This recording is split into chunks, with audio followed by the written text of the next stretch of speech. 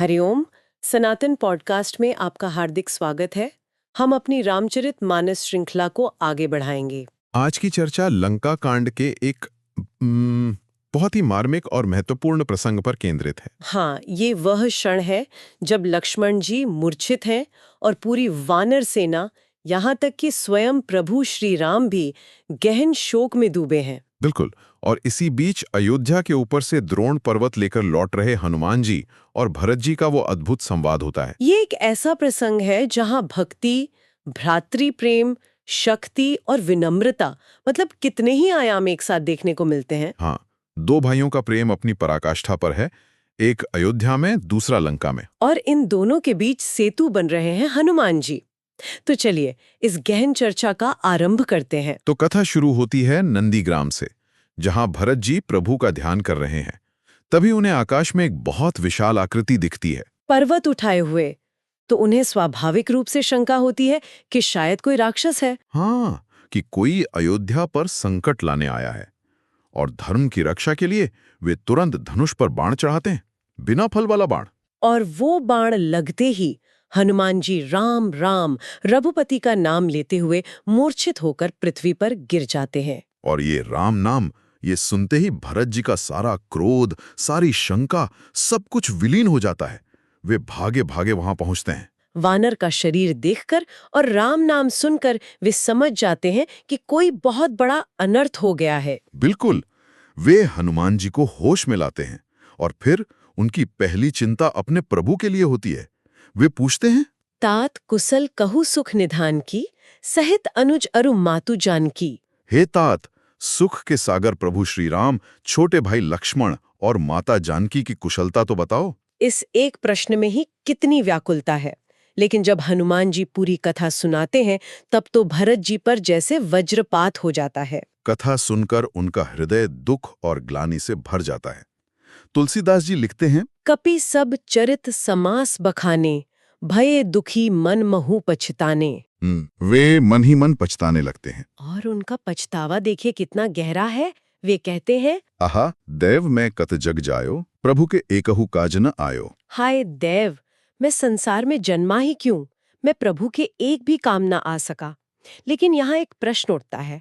कोई कह सकता है कि भरत जी यहाँ कुछ ज्यादा ही आत्मग्लानि में डूब रहे हैं। आखिर इसमें उनका तो कोई दोष था ही नहीं। ये प्रश्न बहुत स्वाभाविक है, लेकिन यही हमें एक भक्त के हृदय को समझना होगा। देखिए, भक्त का जो तर्क है वो सांसारिक तर्क से बहुत अलग होता है। अच्छा। भक्त ये नहीं सोचता कि इसमें मेरी क्या गलती है। भक्त सोचता है, मेरे होते हुए मेरे प्रभु पर संकट कैसे आ गया। ये प्रेम की पराकाष्ठा है। हाँ, भरत जी के लिए उनका अस्तित्व ही प्रभु की सेवा के लिए है। अगर वे उस सेवा से वंचित हैं तो उन्हें अपना जन्म ही व्यर्थ लगता है। यह दोषारोपण नहीं है। सही बात है। पर भरत जी केवल विषाद में डूबे नहीं रहते। वे तुरंत परिस्थिति की गंभीरता को समझते हैं और एक ऐसा प्रस्ताव रखते हैं जो अकल्पनीय है। यही तो एक महान आत्मा का लक्षण है। वे जानते हैं कि ये शोक करने का नहीं, कर्म करने का समय है। वैसे कुअवसर यानी विपरीत समय जानकर मन में धीरज धरते हैं। जाने कुअवसरु मन धरी धीरा, पुण्य कपिसन बोले बलबीरा। और फिर वे जो कहते हैं वो उनके आत्मविश्वास और उनकी योग शक्ति का प्रमाण है। हाँ, वे हनुमान जी से कहते हैं, तात गहरु हो ही तो ही जाता, काजो नसाई ही होत प्रभाता, चढ़म मसायक सैल समेता, पठवो तो ही जहाँ कृपा निकेता। ये बात तो मुझे हमेशा हैरान करती है। तुम पर्वत सहित मेरे बाण पर चढ़ जाओ, मैं तुम्हें पलक झपकते ही वहां पहुंचा दूंगा जहां श्री राम है। ये तो मतलब आज के विज्ञान के नियमों को भी चुनौती देता है। बिल्कुल। और ये कोई प्रदर्शन नहीं है, यह राम काज के प्रति उनकी तत्परता है। तो इसमें संदेश क्या है? के नियम भी भक्त के लिए बदल जाते हैं। भरत जी की ये शक्ति उनकी व्यक्तिगत शक्ति नहीं है, ये 14 वर्षों की तपस्या और राम नाम के जप से उत्पन्न हुई योग शक्ति है।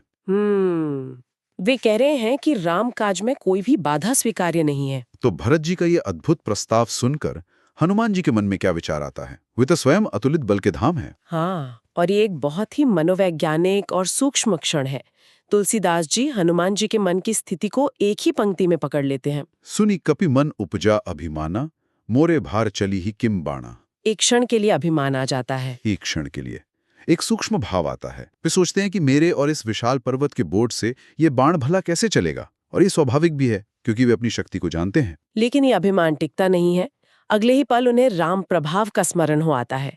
ये राम प्रभाव का विचार है क्या असल में? ये भक्ति का एक बहुत महत्वपूर्ण सूत्र सिखाता है। देखिए, सबसे बड़ा भक्त भी अहंकार के क्षणिक भाव से गुजर सकता है, लेकिन सच्ची भक्ति क्या है? उस भाव को पहचानकर तुरंत प्रभु के प्रभाव के आगे समर्पित हो जाना। अच्छा। राम प्रभाव का अर्थ है ये बोध कि मेरी अपनी कोई शक्ति नहीं है, जो भी बल, जो भी सामर्थ्य मुझ में है, वो मेरे प्रभु का ही दिया हुआ है। वाह, यानी अपनी शक्ति का श्रेय स्वयं को न देना, बल्कि उसके स्रोत यानी प्रभु को देना ही सच्ची विनम्रता है। बिल्कुल। जैसे ही हनुमान जी को ये याद आता है कि जिस राम की कृपा से मैं इतना शक्तिशाली हूँ, उन्हीं के भाई भरत के वचन में शक्ति क्यों नहीं होगी, उनका अभिमान तुरंत गल जाता है। और इस बोध के आते ही वे क्या करते हैं? वे तुरंत भरत जी के चरणों की वंदना करते हैं। राम प्रभाव बिचारी बहोरी, बंदी चरण कहे कपिकर जोरी। अत्यंत विनम्र हो जाते हैं। हाँ, और कहते हैं कि हे नाथ, मैं आपका प्रताप ही हृदय में रखकर चला जाऊंगा, आपके बाण की आवश्यकता नहीं पड़ेगी। आज्ञा पाकर वे चले जाते हैं, लेकिन जाते हुए मन ही मन भरत जी के गुणों की सराहना करते नहीं थकते। भरत बाहुबल सील गुण प्रभु पद प्रीति अपार, मन महुजात सराहत पुनि पुनि पवन कुमार। हाँ, यहाँ दो महान भक्त एक दूसरे के प्रति कितना आदर और सम्मान दिखा रहे हैं। एक तरफ तो अयोध्या के पास ये अद्भुत संवाद हो रहा था जहाँ भक्ति और शक्ति का मिलन था, लेकिन कहानी का दूसरा सिरा हाँ, लंका में तो माहौल बिल्कुल उल्टा था, है ना? लंका में शिविर में आधी रात बीत चुकी है और हनुमान जी नहीं लौटे हैं। तब श्री राम अपने भाई लक्ष्मण को मूर्छित अवस्था में देखकर एक साधारण मनुष्य की तरह विलाप करने लगते हैं, जिसे तुलसीदास जी कहते हैं मनुज अनुसारी। अर्धराती गई कपि नहीं आयो, राम उठाई अनुज और लायो। हाँ, मनुष्य के चरित्र का अनुसरण कर रहे हैं। लेकिन ये नर लीला क्यों आवश्यक है? भगवान तो सर्वशक्तिमान है, वे जानते हैं कि लक्ष्मण ठीक हो जाएंगे, फिर ये विलाप क्यों? यह नर लीला सिर्फ दिखाने के लिए नहीं है, यह भविष्य के भक्तों के लिए एक भावभूमि तैयार कर रही है।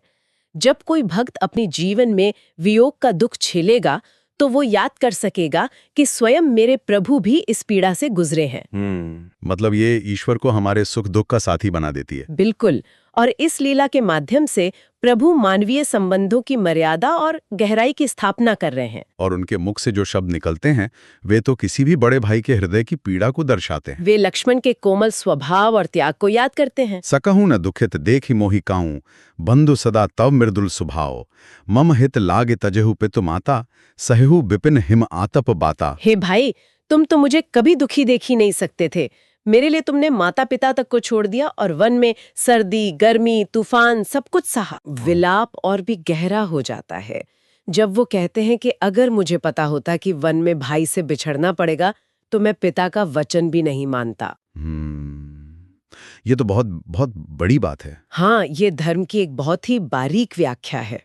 जो जानते हूँ बनु बंधु बिछोहू, पिता बचन मनते हो नहीं ओहू। यहाँ प्रभु एक बहुत बड़ा धर्म संकट प्रस्तुत कर रहे हैं। कैसा धर्म संकट? देखिए, एक तरफ पिता के वचन का पालन पुत्र धर्म है, दूसरी तरफ भाई की सुरक्षा भ्रातृ धर्म।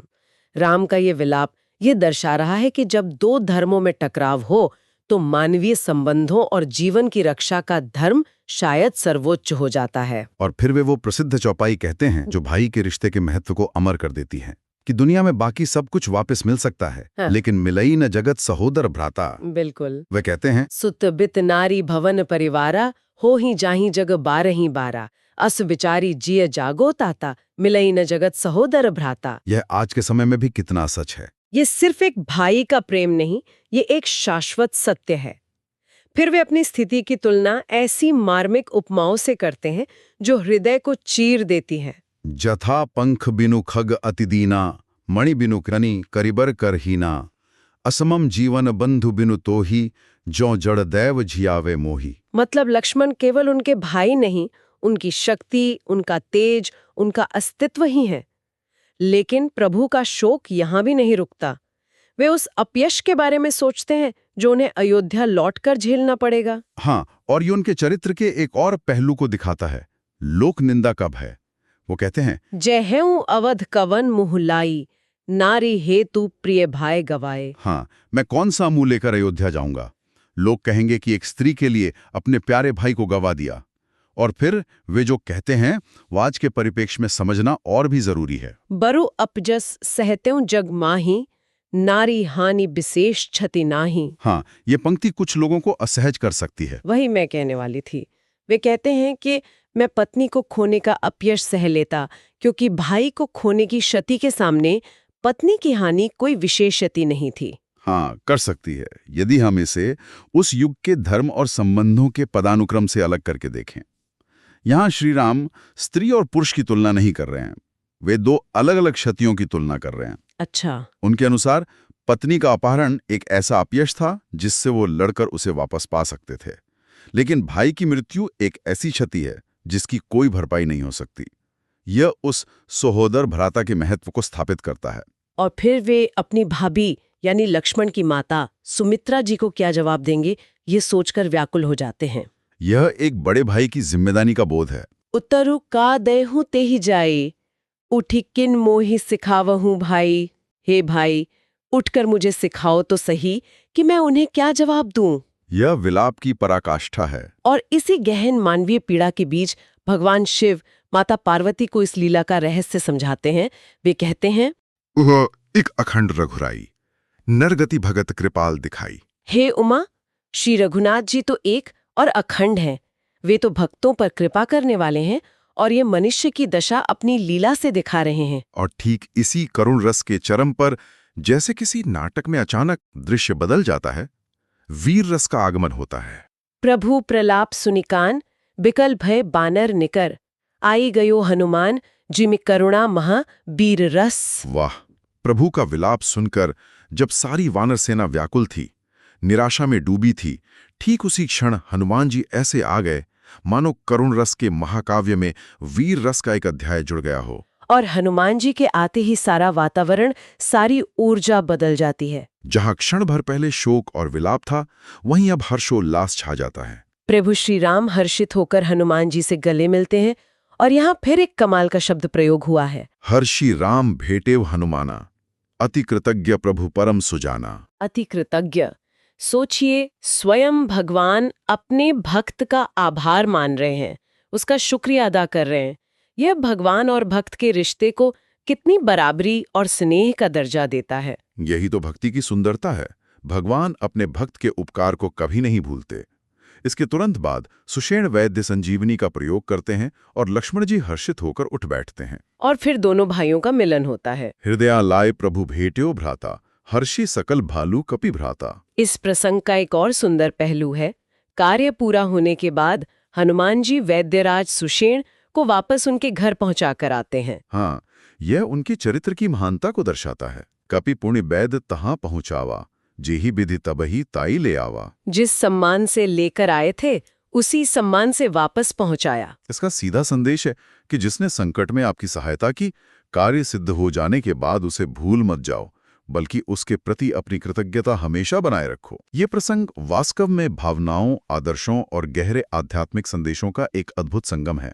निश्चित रूप से यह हमें सिखाता है कि संकट के समय धीरज रखना, अपने कर्तव्य को पहचानना और प्रभु के प्रभाव पर अटूट विश्वास रखना कितना महत्वपूर्ण है। और राम का विलाप हमें मानवीय संबंधों की उस गहराई का बोध कराता है जिसे हम शायद आज भूलते जा रहे हैं। बिल्कुल। और हनुमान का आगमन ये विश्वास दिलाता है कि जब भक्ति और प्रयास अपनी पराकाष्ठा पर होते हैं तो सफलता निश्चित है।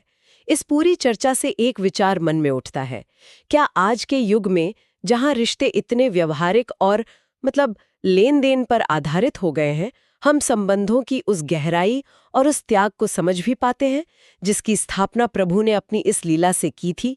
ये प्रश्न विचारणीय है। तो हमें आशा है कि आपको हमारी आज की चर्चा पसंद आई होगी। सनातन धर्म से संबंधित ऐसी ही और चर्चाओं के लिए हमारे चैनल को अवश्य सब्सक्राइब करें। धन्यवाद। जय श्री राम।